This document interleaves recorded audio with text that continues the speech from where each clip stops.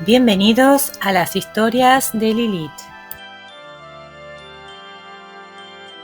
Bienvenidos, queridísimos oyentes.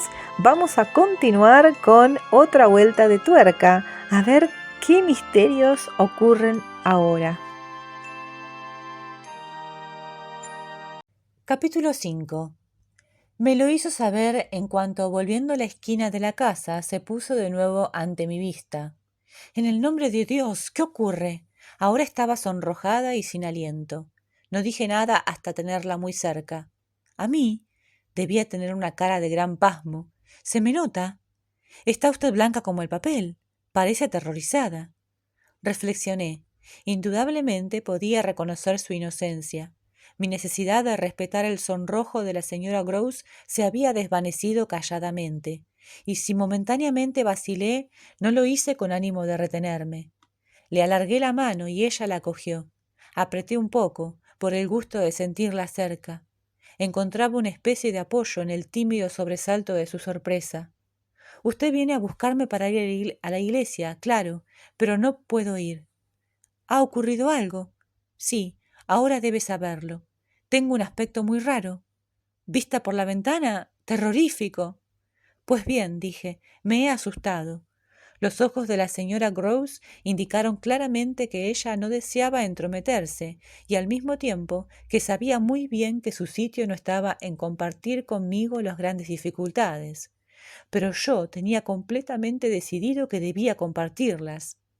El resultado ha sido lo que usted acaba de ver desde el comedor hace un minuto. Lo que yo vi un momento antes fue mucho peor. Su mano me apretó. ¿Qué vio? Un hombre fuera de lo normal, mirando adentro. ¿Qué hombre fuera de lo normal? No tengo la menor idea. La señora Grouse escrutó en vano a todo nuestro alrededor. ¿Dónde se ha metido? Aún lo sé menos. ¿Le había visto antes? Sí, una vez, en la Torre Vieja. No pudo por menos que mirarme con mayor insistencia. ¿Quiere decir que es extraño? Oh, sí, muy extraño. Sin embargo, no me lo contó. No, por varias razones, pero ahora que usted lo ha adivinado, los ojos redondos de la señora Grouse rechazaban la acusación. Yo no he adivinado nada, dijo con la mayor simplicidad. ¿Cómo podría adivinarlo si usted no le conoce? Ni lo más mínimo. Solo le ha visto en la torre. ¿Y dónde estamos ahora mismo? La señora Grouse miró de nuevo a todo su alrededor. ¿Qué hacía en la torre? Estaba allí de pie, sencillamente, y me miraba a mí aquí abajo. Pensó un minuto. ¿Era un caballero? No creí necesario pensarlo. No. Ella escrutó con creciente preocupación. No. Y no era nadie de por aquí, nadie del pueblo. Nadie, nadie. No se lo dije, pero me aseguré. Suspiró vagamente aliviada. Curiosamente, parecía preferible que fuese así. En realidad, fue un breve instante. Pero si no es un caballero, ¿qué es? ¡Un horror! ¿Un horror? Una vez más, la señora Grouse miró a todo alrededor, detuvo los ojos en la oscurecida lejanía y luego, recuperando la postura, se dirigió a mí con abrupta incoherencia. Es hora de que vayamos a la iglesia. No estoy como para ir a la iglesia. ¿No les sentaría bien? No quiero que les haga nada. Con un cabezazo señalé hacia la casa. A los niños. No puedo abandonarlos en este momento. ¿Tiene miedo de que...? Hablé con vehemencia. Tengo miedo de él. La gran cara de la señora Grouse me dejó entrever, por vez primera, el leve y lejano brillo de una conciencia más aguda. Como fuera, percibí la primera luz de una idea que yo no le había inculcado y que de momento me era totalmente impenetrable. Ahora me viene a las mientes que de inmediato se me ocurrió que podría sonsacárselo, y tuve la sensación de que guardaba relación con su deseo, que enseguida manifestó de querer saber más cosas. ¿Cuándo fue? Lo de la torre. A mediados del mes, a esta misma hora.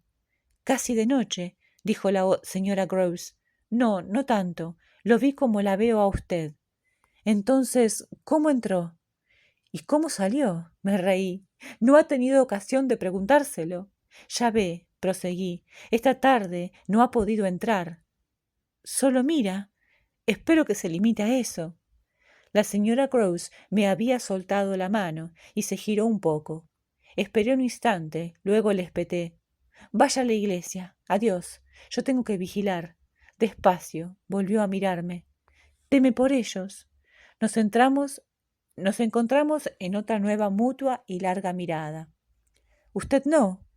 En lugar de responder, se acercó a la ventana y estuvo cierto tiempo con la cara junto al cristal.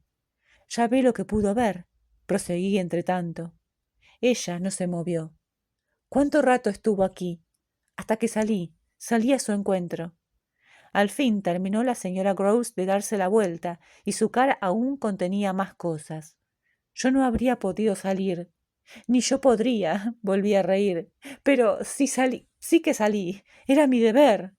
También el mío, replicó para añadir. ¿Cómo era? Me estaba muriendo de ganas de decírselo, pero no se parece a nadie. A nadie, repitió. No lleva sombrero. Luego, viendo en su cara que con hondo espanto encontraba en lo dicho un rasgo gráfico, agregué rápidamente, trazo a trazo. Era pelirrojo, muy pelirrojo, con el pelo muy rizado y el rostro pálido, alargado, correcto de rasgos, con unas patillas pequeñas, un poco raras, tan pelirrojas como el pelo. Las cejas, sin embargo, resultaban más oscuras, eran especialmente arqueadas, como si tuvieran bastante movilidad. Tenía los ojos penetrantes y extraños, terribles, pero lo único que sé seguro es que eran pequeños y miraban fijamente. La boca era ancha y los labios delgados, y exceptuando las cortas patillas, iba bastante bien afeitado. Me dio un poco la sensación de tener aspecto de actor. ¿De actor? Era imposible que nadie pareciera menos actor que la señora Grouse, al menos en aquel momento. Nunca he conocido ningún actor, pero me los imagino. Es alto, activo, erguido, continué, pero no, eso de ninguna manera, un caballero. La cara de mi compañera había palidecido conforme yo hablaba. Sus ojos redondos estaban espantados y tenía la boca entreabierta. Un caballero, tartamudeó confundida, estupefacta. Un caballero. ¿Lo conoce, pues? Visiblemente trataba de contenerse. ¿Y es guapo? Vi la forma de ayudarla. Llamativamente guapo. Y vestía las ropas de otro, elegantes, pero no suyas. Estalló en un entrecortado gruñido aseverativo. Son las del amo. Me di por enterada. ¿Le conoce? Titubeó un segundo. Quint, gritó. Quint, Peter Quint, el criado del señor, su ayuda de cámara cuando el señor estaba aquí. Cuando estaba el amo. Todavía con la boca abierta, pero descubriéndoseme, reunió las piezas. Nunca llevaba sombrero, pero llevaba... Bueno, se perdieron los chalecos. Estaban aquí el año pasado, los dos. Luego el amo se fue y Quint se quedó solo. Iba siguiéndola, pero la detuve. Solo, con nosotros. Luego, como si hablara desde más hondo, agregó, de encargado. ¿Y qué fue de él? Se retuvo tanto tiempo que aumentó mi confusión. También se fue, soltó al cabo. ¿A dónde se fue? Entonces su expresión se tornó muy rara. Dios sabe a dónde. Murió. ¿Murió? Chillé. Ella parecía cuadrarse, plantearse en el suelo con mayor firmeza, para pronunciar lo más asombroso de todo. Sí, el señor Quint ha muerto. Capítulo 6. Desde luego, necesitamos más ocasiones que este concreto episodio para situarnos conjuntamente en presencia de aquello con lo que ahora tendríamos que convivir como pudiéramos. Mi terrible debilidad a las impresiones del tipo que tan vivamente se habían ejemplificado, y el hecho de que a partir de este momento mi compañera estaba enterada, con consternación y compasión, de semejante debilidad. Aquella tarde, después de la revelación que tan postrada me dejó durante una hora, ninguna de nosotras había asistido a ningún servicio religioso, sino al servicio de lágrimas y juramentos, de rogativas y promesas, un clímax de mutuos ruegos y desafíos que ocurrió inmediatamente a continuación de retirarnos al cuarto donde daban las clases y encerrarnos a levantar todas las cartas. El resultado de levantar todas nuestras cartas consistió, sencillamente, en reducir nuestra situación al rigor último de sus elementos. Ella no había visto nada, ni siquiera la sombra de una sombra, y nadie en la casa excepto la institutriz estaba implicado en el asunto. No obstante, sin cuestionar directamente mi salud mental, aceptaba como cierto lo que yo le había presentado, y en este sentido acabó demostrándome una conmovedora ternura, expresión de su reconocimiento de mi más que indiscutible privilegio, cuya misma existencia ha permanecido conmigo como ejemplo de uno de los más dulces sentimientos humanos.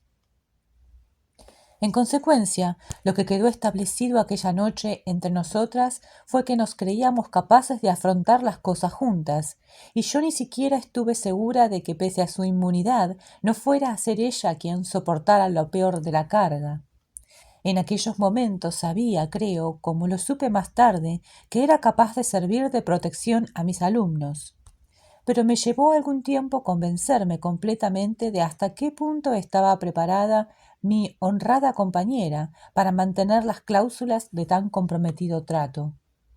Yo era una compañía rara, casi tan rara como la compañía con que contaba, pero al repasar lo que pasamos juntas, comprendo cuánto debimos encontrar en común en la única idea que por suerte pudo afirmarnos.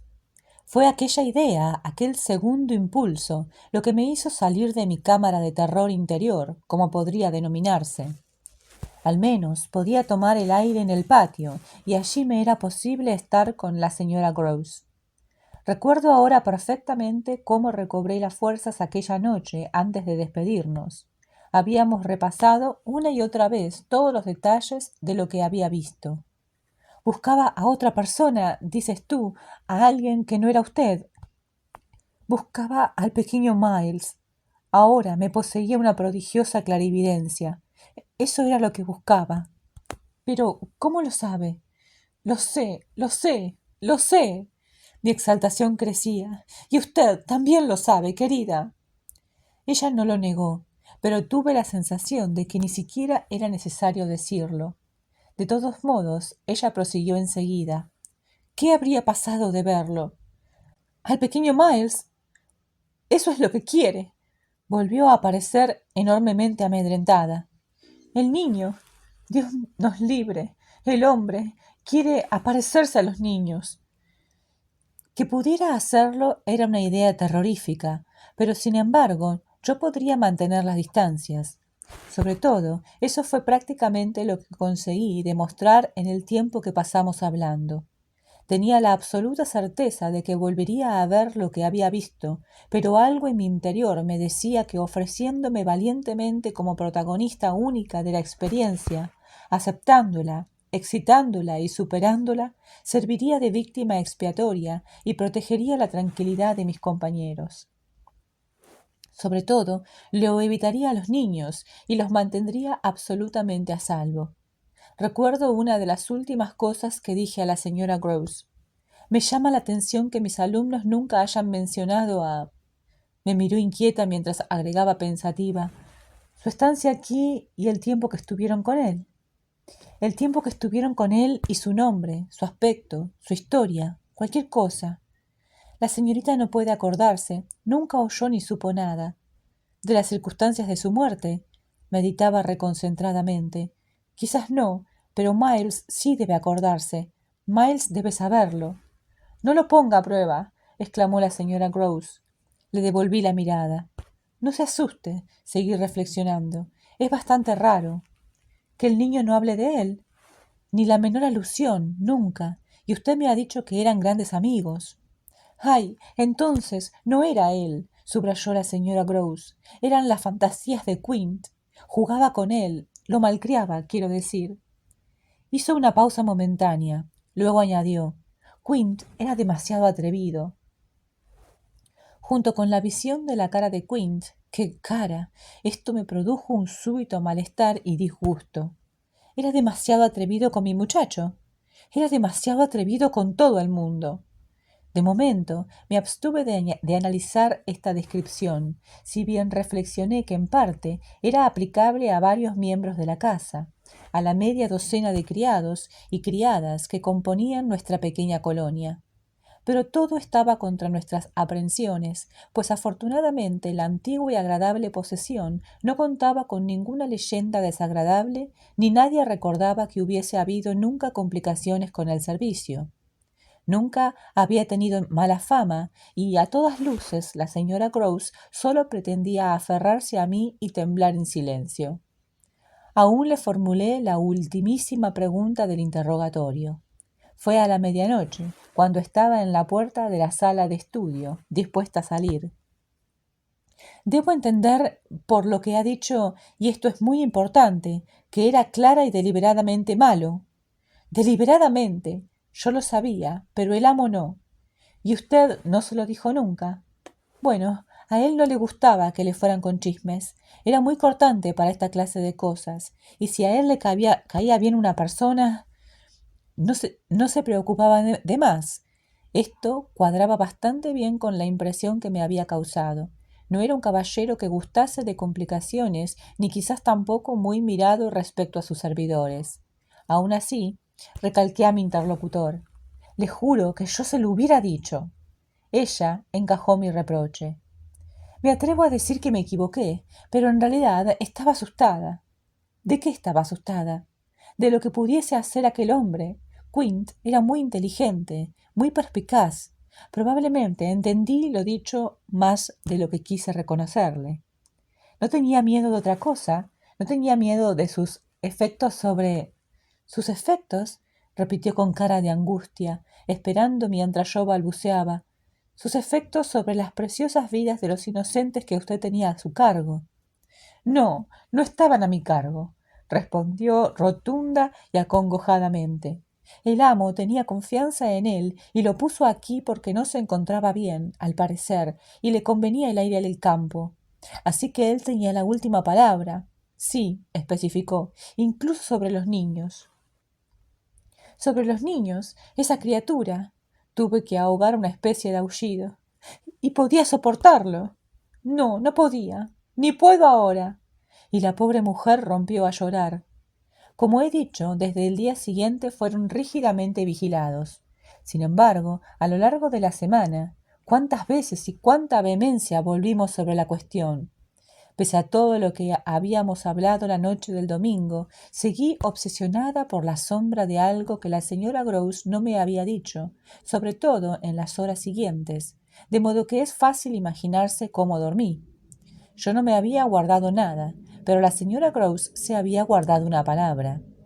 Además, por la mañana estaba segura de que no había sido por falta de franqueza, sino porque el miedo se colaba por todas partes. De hecho, retrospectivamente, me parece que para cuando el sol matinal llegó a estar alto, había desentrañado todos los sentidos que los hechos que teníamos ante nosotros adquirían como resultado de los posteriores y más crueles acontecimientos. Lo que me proporcionaron, antes que nada, era la siniestra figura del hombre vivo. El muerto bien podía esperar un rato, y de los meses que había pasado en Bly, en conjunto, una larga temporada. El final de aquella diabólica época no llegó hasta que, un amanecer invernal, un jornalero que iba a su temprana faena lo encontró muerto como una piedra en el camino de la aldea. Una catástrofe que explicaba, al menos aparentemente, una visible herida en la cabeza. Tal herida podía haber sido causada, y fue causada, según la conclusión final de la investigación, por un fatal resbalón en la oscuridad, después de haber salido de la taberna, en una pendiente pronunciada y helada, a donde fue al equivocar el camino y en cuyo fondo yacía. La pendiente helada, el paso en falso en medio de la noche y el alcohol lo explicaban en buena medida, y prácticamente todo una vez terminada la investigación y acabado los innumerables chismorreos. Pero había cosas en la vida de Quint, extraños pasajes y trances, desórdenes secretos, vicios más que sospechosos, que hubiera podido explicar bastante. No sé muy bien cómo referir mi historia con palabras que configuren un cuadro verosímil de mi estado de ánimo, pero en aquellos días era capaz de sentir regocijo en el extraordinario heroísmo que me exigían las circunstancias. Entonces comprendí que había sido llamada a realizar una tarea admirable y difícil, y que tendría su grandeza a demostrar. ¡Ay, sí!, en el lugar adecuado, que podía tener éxito donde otras muchas jóvenes habían fracasado. Concebir mi función de un modo tan grandioso y tan simple supuso una inmensa ayuda, y confieso que casi me aplaudo cuando vuelvo la vista atrás. Estaba allí para proteger y defender a las criaturitas más adorables y abandonadas del mundo, el atractivo de cuya indefensión se había vuelto de pronto demasiado manifiesto, produciéndome un dolor profundo y constante en mi entregado corazón. Estábamos verdaderamente aislados y juntos. Estábamos unidos ante el peligro. Ellos solo me tenían a mí y yo los tenía a ellos. En resumen, era una magnífica oportunidad. Esta oportunidad se me presentaba en forma de una clara imagen material. Yo era la pantalla, yo debía situarme delante de ellos. Cuanto más viera yo, menos verían ellos. Comencé a observarlos con sofocada atención, con un nerviosismo disimulado, que de prolongarse demasiado tiempo bien podría convertirse en algo similar a la locura. Lo que me salvó, según comprendo ahora, fue que se transformara en algo completamente distinto. No duró como tensión, sino que fue sustituida por horribles pruebas. Sí, digo pruebas, porque realmente tuve que superarlas. Este hecho data de una tarde en que paseábamos por el parque con la menor de mis alumnos. Habíamos dejado a Miles en casa, encima del cojín rojo de un profundo asiento adosado a la ventana.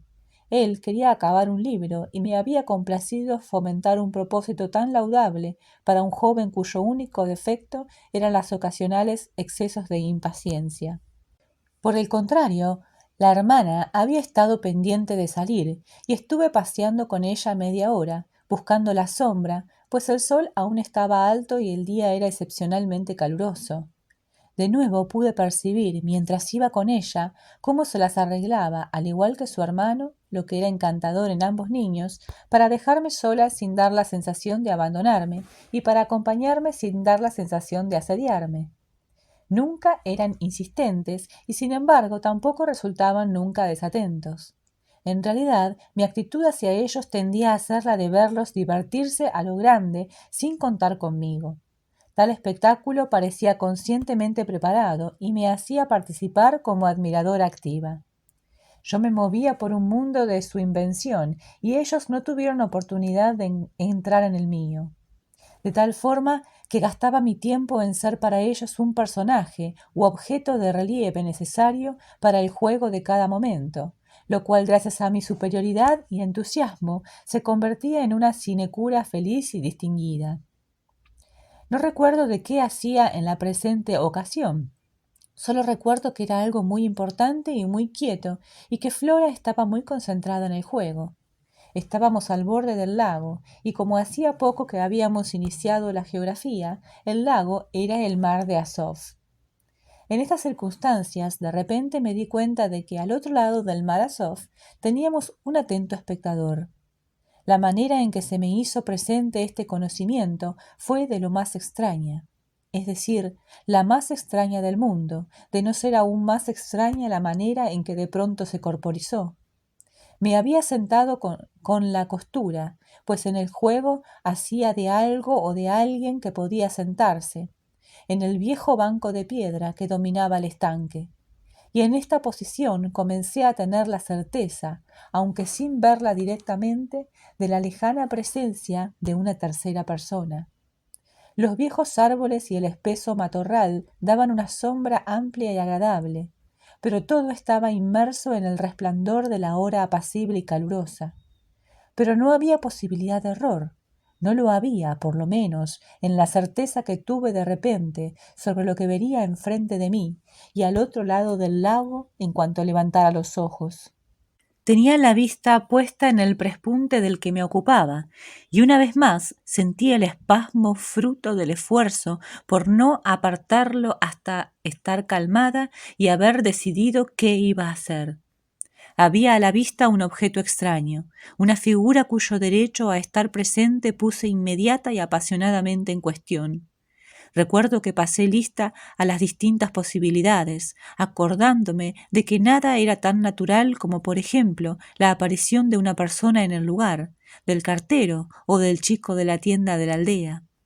El mismo escaso efecto tuvieron las demás posibilidades sobre mi consciente certeza, sin aún haber mirado de cuáles eran la actitud y la personalidad del visitante.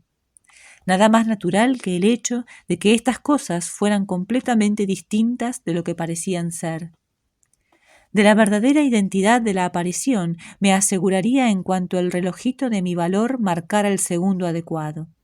Mientras tanto, haciendo un esfuerzo que se iba haciendo bastante intenso, trasladé la mirada a la pequeña Flora, en aquellos momentos a unas 10 yardas de mí. Mi corazón se había detenido un instante ante el asombro y el terror de preguntarme si ella también lo veía. Contuve la respiración mientras aguardaba a que me lo dijera con un grito o con cualquier otra repentina señal inocente de interés o de alarma. Esperé, pero no ocurrió nada. Entonces, en un primer momento, y tengo la sensación de que esto es más espantoso que cuanto he relatado, llegué al convencimiento de que, en los últimos instantes, había cesado todos sus anteriores ruidos. Y en segundo lugar, me pareció que también desde unos instantes antes se había vuelto hacia el agua sin interrumpir el juego. Tal era su actitud cuando finalmente la miré, con la firme convicción de que ambas seguíamos estando sometidas a la observación directa de una tercera persona.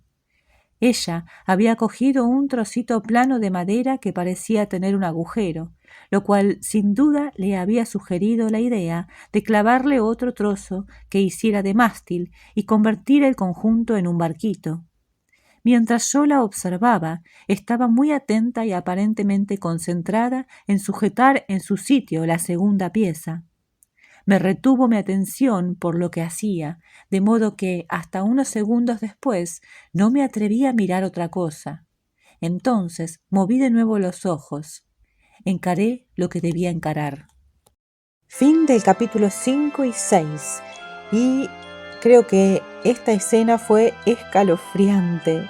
Esa mujer de negro, esa mujer terrible, a la cual la niña parecía reconocer.